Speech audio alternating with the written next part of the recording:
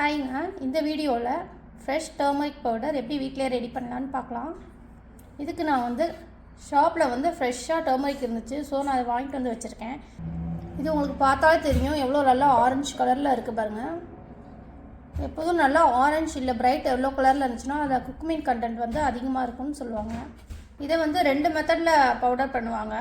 First method என்னென்னு பார்த்தீங்கன்னா, இதை நல்லா வாஷ் பண்ணிட்டு நல்லா கட் பண்ணி பொடிசாக கட் பண்ணி காய வச்சு அப்புறம் பவுடர் பண்ணுவாங்க.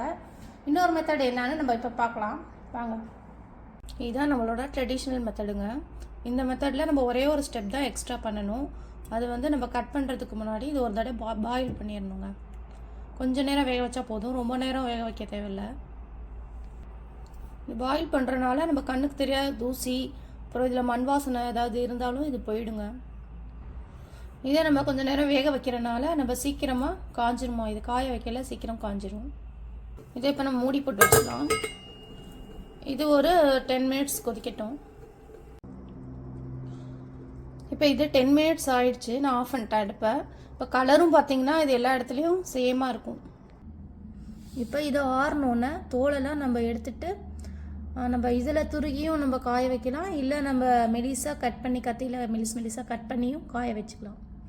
இப்போ நான் இதில் தோல்லாம் ரிமூவ் பண்ணிவிட்டு நான் இதில் சீவி எடுக்க போகிறேன். இது நான் கொஞ்சமாக இருக்கவாசி திருகி எடுத்துக்கிட்டேன். நிறையா இருந்துச்சுன்னா துருகிறதுலாம் கஷ்டம் தாங்க, கட் பண்ணி காய வைக்க வேண்டியதான். இப்போ நான் இதை போய் காய வச்சுட்டு காஞ்சனை உங்களுக்கு காட்டுறேன். இப்போ 2 டேஸ் ஆகிடுச்சு, இது நல்லா காஞ்சிருச்சு. நான் இப்போ அரைச்சிட்டு உங்கள்கிட்ட காட்டுறேன். நம்ம டர்மரிக் பவுடர் ரெடி ஆகிடுச்சுங்க. கலர் பார்த்திங்கன்னா நல்லா பிரைட்டாக இருக்குது. நம்ம 200 கிராம் ஃப்ரெஷ் டர்மரிக் போட்டோம். அதில் அரௌண்ட் 60 கிராம் நம்மளுக்கு பவுடர் கிடச்சிருக்கு. நீங்கள் நினைக்கலாம் இவ்வளோ கஷ்டப்பட்டு அரைக்கிறதுக்கு நம்ம கடையிலே வாங்கிட்டு போயிடலாமே நினைக்கலாம். பட் நம்ம பார்த்து பண்ணுறனால அதை யூஸ் பண்ணும்போது நம்மளுக்கு ஹெல்த்தியாகவும் இருக்கும், நம்மளுக்கு சந்தோஷமாகவும் இருக்கும்.